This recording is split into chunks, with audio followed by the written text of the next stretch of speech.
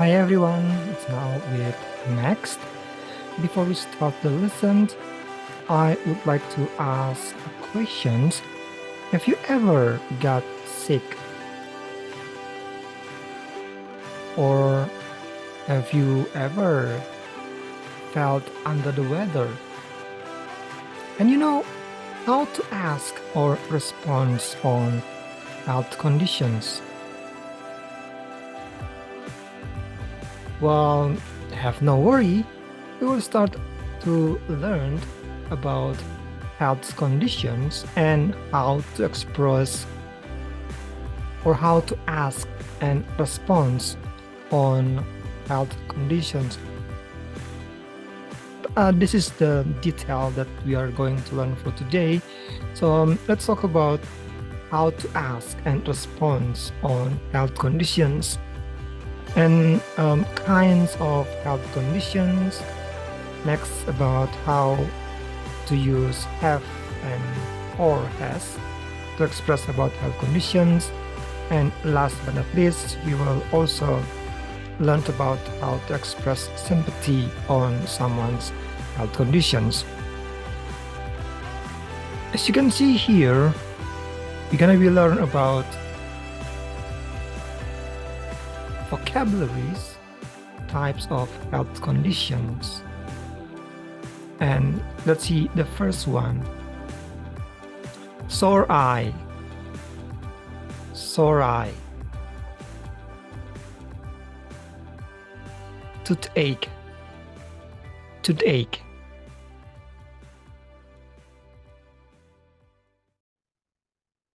Stomachache. Stomachache. Cough. Cough. Earache. Earache. Headache. Headache. Right. So those are 6 types of health conditions. Let's review together. Sore eye, toothache, toothache, stomachache, stomachache, cough, cough, earache, earache, and headache, headache.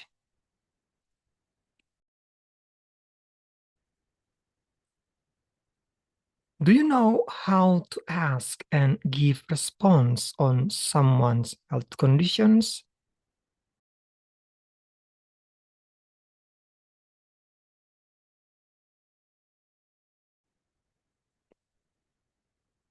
Yes. So to express health conditions, we can use verb have or has. Later, you will learn when we will use have, when we will use has. As you know that if we want to use have as the verb, we need to match the verb with subject I, you, they, and we. So you will say like, I have, or you have, they have, and we have. If the subject is plural, you will also use have as the verb. For example, like the boys have, or the girls have.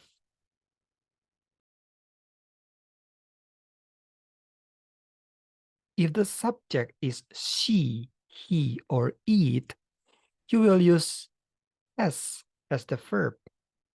So it will be like he has, she has, or it has. The other subject that use has, for example, like name of a person. So Julia has, or third person like my son has, my father has. Okay, so let's see example of the sentence. I have a headache. I don't have stomachache. I have a headache. I don't have stomachache. We have influenza. We don't have toothache. We have influenza. We don't have toothache. She has a fever. She doesn't have a cough. She has a fever. She doesn't have a cough. Last but not least, he has a cough. He doesn't have a fever. He has a cough. He doesn't have a fever.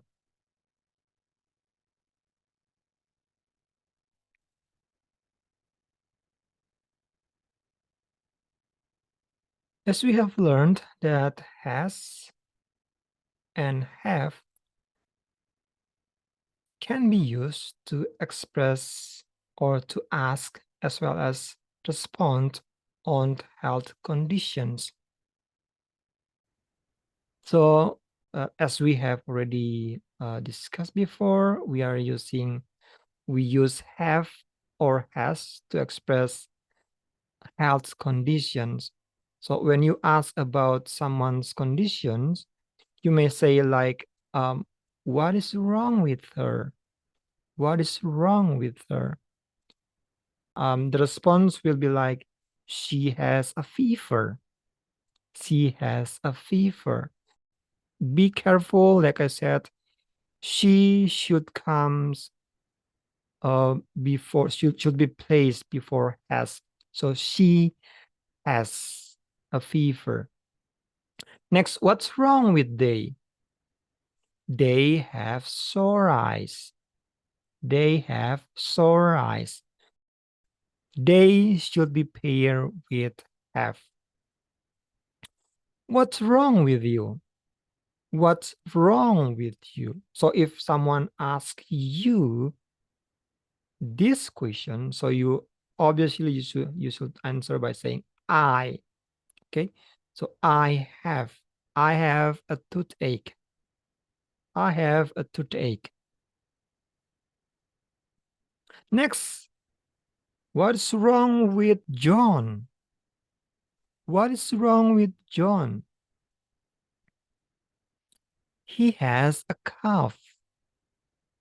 He has a cough.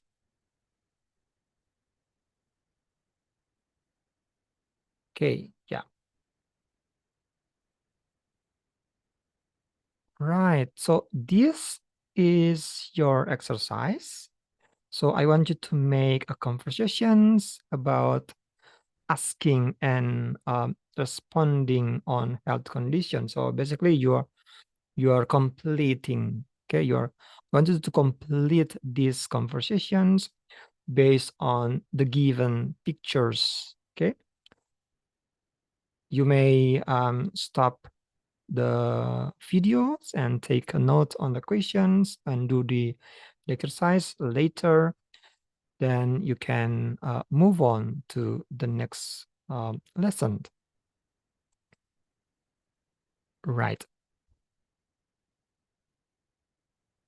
Okay, so after you ask and give response on health conditions, somehow you need to follow it up with a sympathy. You need to express your sympathy on someone's health conditions.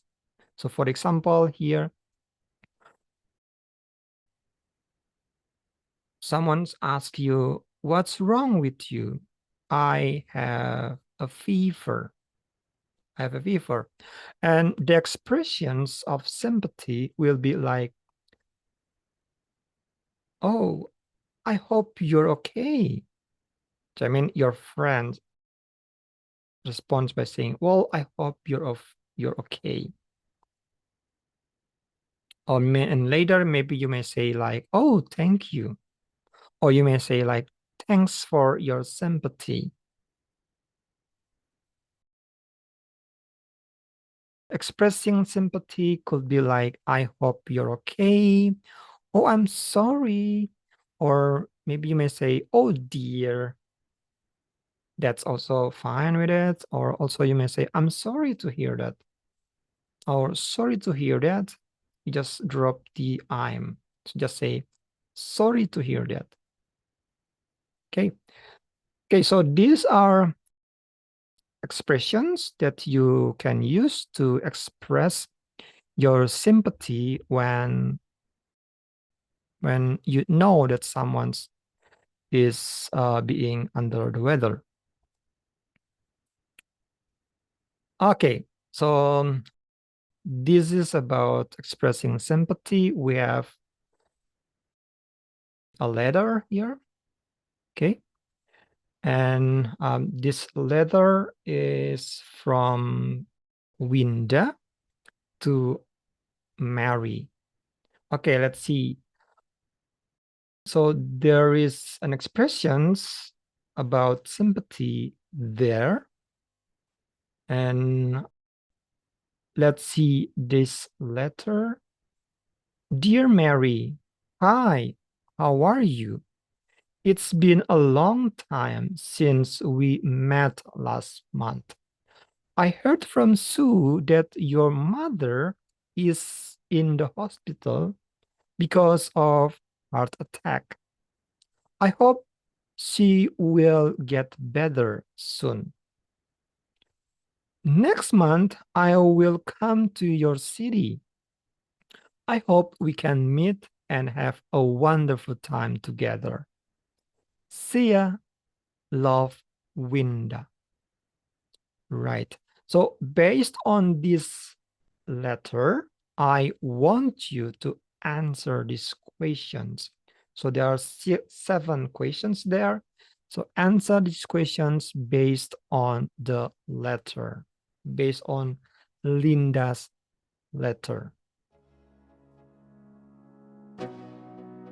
Right. So that's all the topics for today.